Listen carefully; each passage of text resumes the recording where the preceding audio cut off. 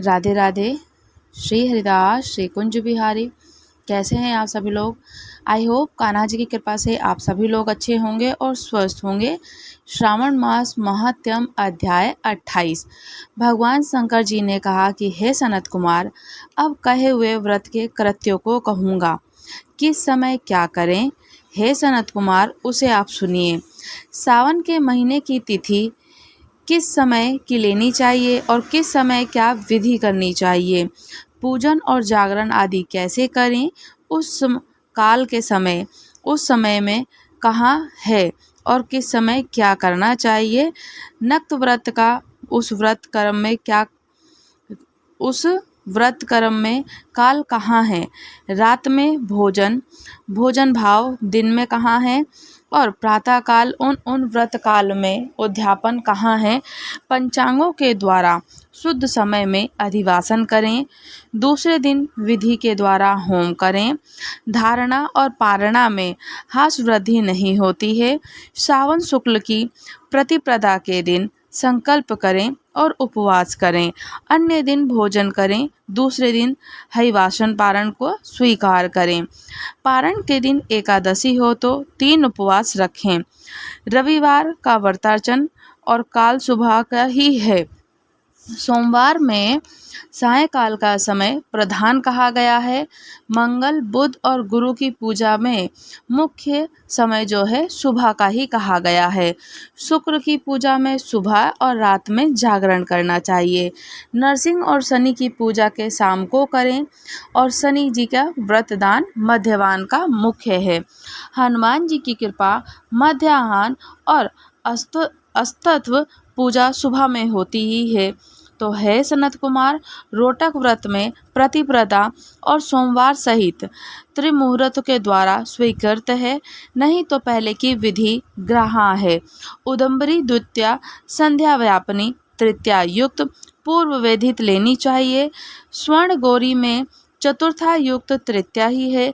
गणेश पूजा जी में तृतीया विधि चतुर्थी है। नाग पूजा में छठी और पंचमी है। सुपोदन और साय व्यापनी सप्तमी और युक्त छठी है। शीतला और मध्याह्न की व्यापनी सप्ती है। देवी के पवित्रारोपण में रात्रि युक्त अष्टमी तिथि है। कुमारी में रात्रि व्यापनी नवमी की उत्तम तिथि है और उत्तम विधि है। आशा में रात्रि व्यापनी दशमी है। तो है सनत कुमार, दशमी विद्या एकादशी आग्रह है। उसके वेद को सुनने अरुणोदय समय दशमी के वेद और वैष्णवों को यहाँ होता ही होता है। सूर्योदय समय में उठ जाएं और समार्तों को ये दशमी वेद होता है। ये वेद निंदक है। रात का अंतिम पहर आधा हिस्सा अरुणोदय समय होता है। इस रीति के द्वारा द्वादशी पवित्रारोपण की कही गई है। अनंग व्रत में रवि व्यापनी त्रयोदशी है। द्वितीय प्रहर व्यापनी हो जाती है। प्रस्तोत्तर होती है। शिव पवित्रारोपण में चतुर्दशी रात्रि व्यापनी होती है। अर्धरात्र व्यापनी अधिक उत्तम कही गई है। उपाकर्म और उत्सर्ग में पूर्णिमा और श्रावण के नक्षत्र ग्रह होते हैं। यदि अन्य दिन पूर्णिमा 3 मुहूर्ति को दूसरे दिन व्रत करते हैं, नहीं तो ऋग्वेदी तृतीय शाखा वाले पहले दिन ही कर लेते तृतीय शाखा वाले पहले दिन कर लें। तृतीय शाखा वाले दिन यजुर्वेदियों को अन्य दिन पूर्णिमा और 3 मुहूर्त रहने पर भी उपाकर्म उत्सर्ग दोनों पूर्व दिन करना ही चाहिए। पूर्व दिन पूर्णिमा और श्रावण के नक्षत्र एक मुहूर्त पर संबंध हो तो अन्य दिन में 2 मुहूर्त के भीतर पूर्णिमा के नक्षत्र समाप्त हो जाते हैं और पूर्व दिन को कर लेते हैं। अपहरण काल में शाम वेदियों को हस्त नक्षत्र हो तो उपाकर्म उत्सर्ग करना चाहिए और दोनों ही इसी प्रकार से दिन हस्त नक्षत्र अपहार काल व्यापनी हो तो पहले दिन करें। उपकर्मोत्तर सभादीप करें। जो समय श्रावणी कर्म में हो कहा गया है वही सर्वबल्यर्थ पर होता है। रात में सवस्व ग्रह सूत्र के अनुसार करें। श्रवण कर्म तथा सर्वबलि को सूर्य अस्त समय व्यापनी पूर्णिमा उत्तम है। हयग्रीव जी का उत्सव पूर्णिमा मध्य व्यापनी ले लें। रक्षाबंधन कार्य में आप हर्ष सहव्यापिनी और चतुर्थी चंद्रव्यापिनी दोनों दिन हो या ना हो तो पहले दिन ही कर लें, क्योंकि तृतीया के दिन चतुर्थी हो जाने से सब महत्वपूर्ण का फलप्रद होता ही है।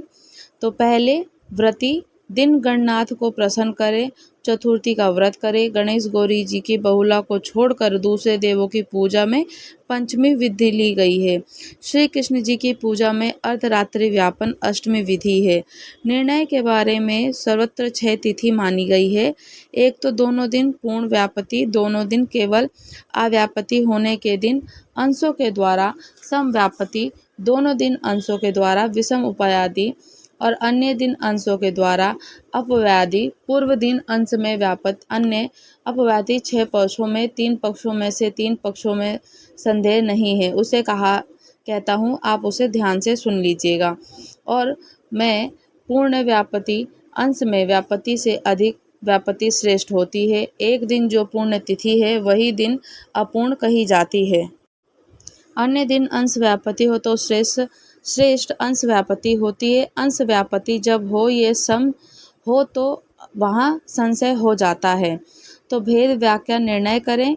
और युग वाक्य में कहीं कहीं पर वार नक्षत्र योग बल से है तो कहीं प्रधान 2 योग में है, कहीं पुराण योग से। जन्माष्टमी व्रत में संदेह हो यानी इन पक्षों में परा हो तो प्रातःकाल में पारण करें। यदि दिन पहर अष्टमी समाप्त हो तो बाद तक रहती है तो सुबह में पारण करें।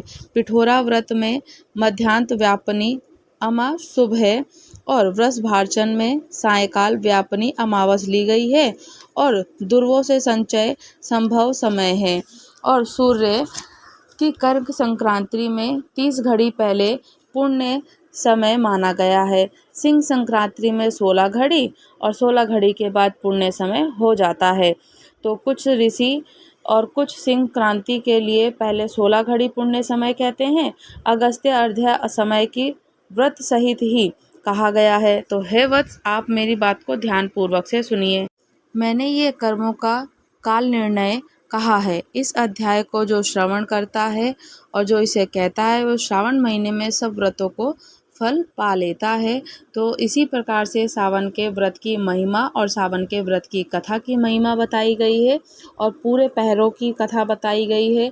पूरे विधि विधान से रविवार से लेकर शनिवार तक के व्रत और जितने भी व्रत श्रावण के शुक्ल पक्ष की हो या फिर कृष्ण पक्ष की हो तो सारे वारों की कथा बताई है। और इसी प्रकार से श्रावण के व्रत को करके हम लोग पुण्य फल पा सकते हैं। श्रावण मास महात्म्यम अध्याय 28 समाप्त हुआ। राधे राधे। श्री हरिदास श्री कुंज बिहारी। अगर आप लोग हमारे चैनल पर नए हैं तो चैनल को लाइक शेयर सब्सक्राइब करना बिल्कुल भी ना भूलें और मुझे अच्छे से प्यारे से कमेंट्स करके ज़रूर बताइएगा कि आपको कथा और चर्चा कैसी लगी। राधे राधे।